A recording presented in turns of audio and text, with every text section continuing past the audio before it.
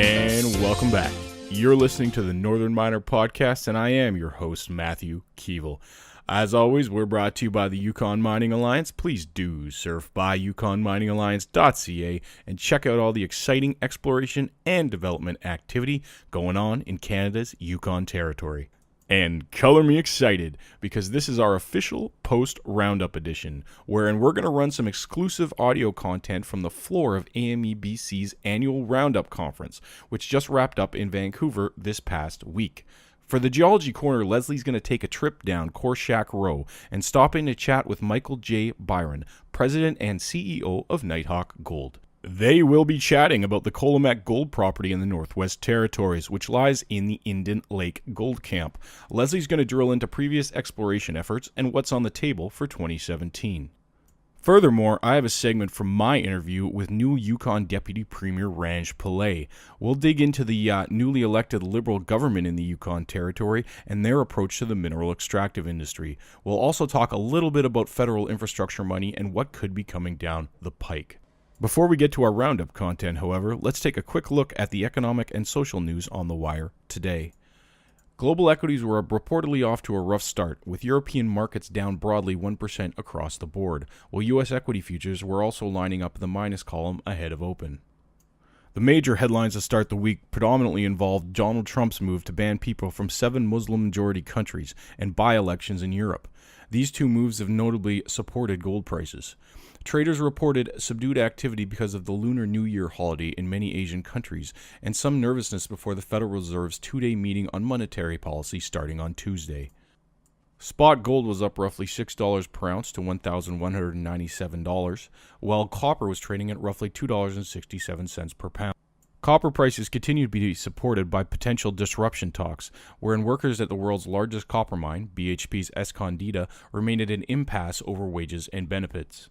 Furthermore, Freeport-McMoRan is still not obtained approval to export concentrates from Indonesia, and may have to reduce production by as much as 40% if it fails to secure the required permissions. Analysts have speculated that these two combined copper events could reduce monthly production by around 77,000 tons. And let's get right to Lesley's Geology Corner this week, wherein she visits Dr. Michael J. Byron of Nighthawk Gold at the AMEBC Roundup Korshak.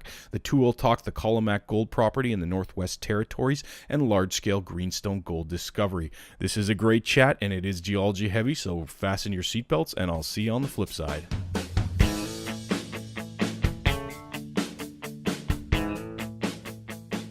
We got Michael Byron here. He's President and CEO of the company. We're up in the Northwest Territories, an underexplored greenstone belt where they're uncovering a Kalgoorlie look-alike. Is it, Michael? Would you want to start off? Sure. Essentially, Colomac was mined in the 90s. A former company called Royal Oak had it, and they had an open pit, and were working that until about 1997. They went bankrupt. And the asset then reverted to the federal government of Canada to clean up. So it sat off everyone's radar for about, better part of 10 years. We came along in 2011 and saw the potential that Colomac has, and by that I mean it is a mafic differentiated intrusion. In particular, it's a sill. And when you start looking around the globe and for similar hosts, Archean gold hosts, you're automatically attracted to the Kalgoorlie example because it's the world's second largest Archean gold camp. But more importantly, what Kalgoorlie, the analog, tells me is it had a long history of high grade. And Colomac was never known to have any high grade affiliated with it in terms of distinct domains. So either, when I looked at it, I said, well, either Colomac is barren or no one's ever looked for it. And the cold reality is no one ever looked for it. And we began that search in 2014 when we first got hooked into this model-driven exploration that we're doing at Colomac, and drilled into a zone we called 1.5, just 100 meters north of the old pit. So it was within a stone's throw of the old pit. Yeah, really and close. We intersected 52 meters to 7.8 grams with a 40-meter true width. So that is totally different Colomac-style mineralization. So that's the beginning of what we like to say the rebranding of Colomac, right? It's not just a large tonnage, low-grade deposit. It is that, but it also has this potential to get deeper into the mineralized system by virtue of these large domains that might be amenable to underground bulk mining techniques. Right. Well, yeah, because when you think of these greenstone belt gold deposits that we see in Ontario and Quebec and elsewhere, they're usually like shear hosted. We have like veins cutting up through granites, pervading out. So you said that this is a sill, like an ultramafic sill, being an intrusion that follows along some sort of piece of stratigraphy. How is that prospective, or how is that better or worse than the other types of greenstone deposits that we actually have?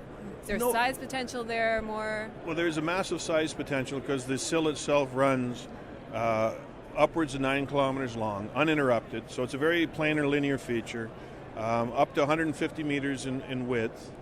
And the beauty of the sill is it's differentiated. So long story short, there's a chemical separation between the top and the bottom of the sill. It's more brittle at the top, more favorable for gold formation of gold veins because there's a brittleness to that top component. So really, that's what that's the opportunity that we're talking about. You've got a competency contrast between the top of the sill and the surrounding rock. The top of the sill is more favorable for the propagation of quartz veins that are carrying the gold. So it's very similar in a sense of what you're looking at in the other classic camps, in that you have that competency contrast theme at play there as well. It's just a different rock type.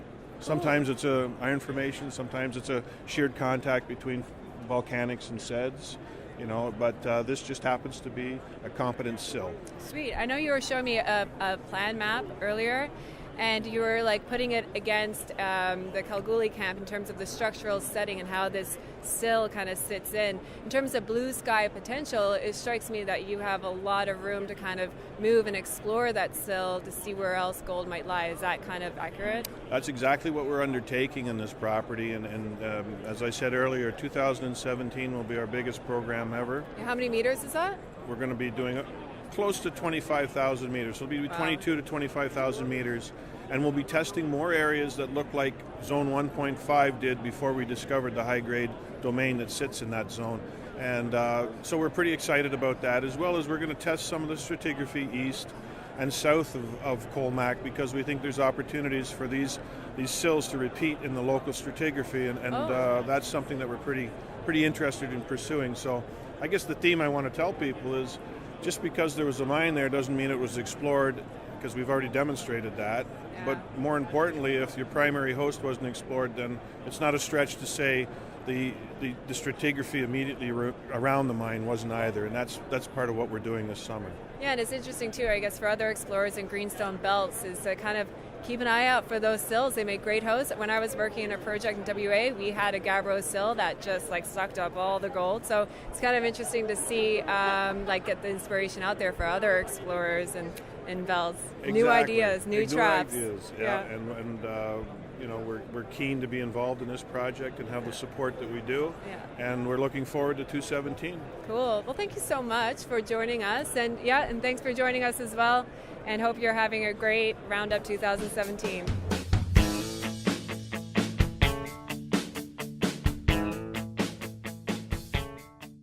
And welcome back to studio, and thanks again, Lesley, for another fantastic Geology Corner. If you're interested in more of that content, please head over to our YouTube channel, where we have a video of Lesley doing the full tour of the core shack, where she also stops by to talk with Marathon Gold about their Valentine Lake Gold project. In addition, if you're interested in more awesome content on Nighthawk, please head over to northernminer.com and check out senior staff writer Trish Saywell's article dated January 16th on Kinross's investment in Nighthawk and the Colomac project. Kinross completed a $10.1 million non-brokered private placement in the company, which brings its equity interest to around 9.5%. So this sort of dovetails with that theme we've been talking about, wherein majors are looking for district-scale opportunities that they can invest in via junior explorers. And now let's get right to my interview with new Deputy Premier of the Yukon Territory, Ranj Pillai. It is early days for the Yukon Liberal government, but they've said some interesting things at Roundup about their one government approach to stakeholder relations. We dig into that, as well as what might be coming down the pike in terms of federal infrastructure spending. So we will quickly run this interview, and I'll be back to wrap up. If you want to articulate a little bit more about that strategy and sort of what one government means to administration. So two-part. First of all, over the last number of years, the Yukon government, working with First Nations governments, have tried to come up with an approach to deal with challenges they were having in the regulatory side. Yep. A lot of jurisdictions had already made a move to come up with a mineral development strategy. And so that was something they were trying to do at another discussion table. And then based on the agreements that exist in the Yukon, there was the DTAP, which is the Devolution Transfer Agreement protocol. Yep. And what tended to happen, at least from my perspective, and I should add, the job I had just before moving into this role was the executive director of Champion and Aishihik First Nation, which is essentially the largest First Nation with Kwanlin Dun. So that gave me a really good understanding, and it built my capacity to understand the governance structure that exists in those self-governing First Nations. But what I did see on that side of the table was a lot of my staff continuing to go to meetings and not really, I felt, making any progress. And I think that both sides of the table, the Yukon government and the First Nations that were represented, were also not making any headway. So from negotiation experience in other roles and just trying to take a common sense approach, I just felt that we should sit at a table together, and instead of try to figure out 100 things, let's try to figure out 3 or 4 things, and let's try to build on that. And so the approach that I had, I spoke with the First Nations governments and just talked about the idea of co-producing an agenda, because there's things that they want to talk about and there's things that we want to talk about as a government, and try to make it manageable in the conversation and try to figure out what we could get some agreement on early and start to build some trust that way. So that's really what it's about, because the First Nations in the Yukon, I know of no First Nations in the Yukon that aren't supportive of the mining district or mining districts or the mining industry. They're excited about it. I think that the challenge becomes, how do we work within the legislation? And I think there was a breakdown previously, although the industry seemed like it continued to evolve in a positive way. I think that a lot of groups at the table were getting frustrated because there was just nothing happening. And there was obligations. Like as a government, we've inherited these treaties that have been signed long before us. Yeah. So, and then they're constitutionally ingrained. So essentially, you're getting a set of rules that have been signed off on. There's contracts and agreements that have been, I can put it that way, that have been signed off on. And so the only thing at this point, you have an obligation to try to make them work. And that's why when there's legalities that occur, in 99.9% of the cases, the First Nations government previously have been winning those because it's all based on contractual agreements. So instead of, the continuing that conflict, how do we all work together to try to make sure everybody can reap the benefits of the industry? And I know, the other part for us is we really wanted to make sure it doesn't matter what industry is in the Yukon, that there's an impact for the Yukon. And so that the contractors that are there and the people that work there, whether they be First Nation or non-First Nation, that it's about making sure there's an impact for Yukoners. If we're going to put that sort of time and effort and support in from the government side, we need that to happen. So I would say to people that are watching or keeping an eye on what's happening, it's an extremely positive thing. This is about trying to move industry forward as efficiently as we can, and when we have sticky points, having dialogue at one table that we can come up with resolution for them. It's been a good fact-finding time for me this week. So I've spoken with CEOs that have taken projects to production in the US. I've talked to people who are I've talked to majors this week that are working in multiple jurisdictions, and I've asked them about what they think about our legislative side or our regulatory side. I've talked to people that are working globally, and we talked about infrastructure as well, which I'll touch on in a second. So absolutely, I think there's some things that we can really get right when it comes to, our goal is to make it the best jurisdiction globally, and that is truly where we want to go. And I want to be, in my role, I want to be a facilitator, not a regulator. There's people within the government that handle the regulation, but I'm trying to roll up my sleeves as somebody that's been entrepreneurial and understands the industry and trying to provide assistance to the industry players and still be able to facilitate conversations. And then the other sort of big thing, other thing that you dug into a little bit that I wanted to cover was infrastructure. And you've announced some steps to promote exploration and help out earlier stage companies. I was wondering, is that sort of effort or movement by the government going to extend to developers, and are you going to look to maybe help or incentivize later stage projects in terms of mines and development as well, or is that something that you strategically have talked about? Or? Yeah, so we leave here tomorrow, yeah, and then we spend a week back in the Yukon handling our other files and working with our constituents, and then we're in Ottawa. And so the Ottawa meetings, many of them are going to focus on infrastructure. Mm-hmm. So there's already been a dialogue. The previous government had started sketched out and scoped out an infrastructure, large infrastructure spend. Yep. So that some of the pieces that we're working through now that we've again inherited something is understanding the financial model that's going to take to put it in place. Okay. And secondly, the fact that the way that the proposal was structured and the federal government have emphasized this, that we would need in any case to have the First Nation partners on side with that new infrastructure. Okay. That we feel comfortable about. Mm-hmm. And the money side is just trying to figure out how we flow it. My biggest challenge after this week is I kind of in the early stages felt that I could prioritize the spend based on where it seemed like people were making the most progress to production. Yeah. My challenge now is, I've got sort of 3 different areas of the Yukon where people are indicating that they're moving very quickly. Mm-hmm. So they're going to be moving into submission through the regulatory piece very quickly. Yeah. And so it's making sure that we maximize benefits for Yukoners while at the same time meeting the needs of industry and working in partnership. It's a good model. I mean, what's been tabled is, the federal government covering, a large portion of the infrastructure spend, and then the corporate entities working with the Yukon government. So industry, it's great. Welcome back. So that was a great little segment. I'll be doing something longer form with that as well, because I did have a chance to talk to Ranj for about 40 minutes at Roundup.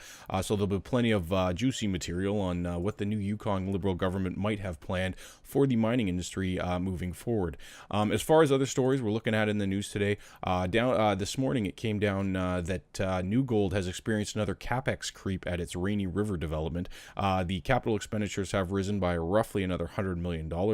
The company also announced it would be delaying a production announcement until September, so that marks a 3-month delay on original guidance. So I'll be hopping on New Gold's conference call a little bit later today and seeing what's going on with the Rainy River story. As far as what we have on the front page at the time of recording, we continue to have some really good Roundup material. Lesley's Geoscience BC article is now up. That focuses on the Search 2 geophysical project in BC and what those results may mean. Meanwhile, we're continuing to crank out the awesome top 5 lists. This week we have for you the world's largest gold reserves in 2016 and the 5 highest grade zinc projects in the world. So yeah, it's another great excuse to subscribe. And as always, please do like us on Facebook, follow us on Twitter, check out our YouTube channel, and do us a big favor and give us a nice old big rating there on iTunes, because that helps us out a ton. And this has been Matthew Keevil reporting with the Northern Miner Podcast. Thanks again for listening, and we'll talk to you next week.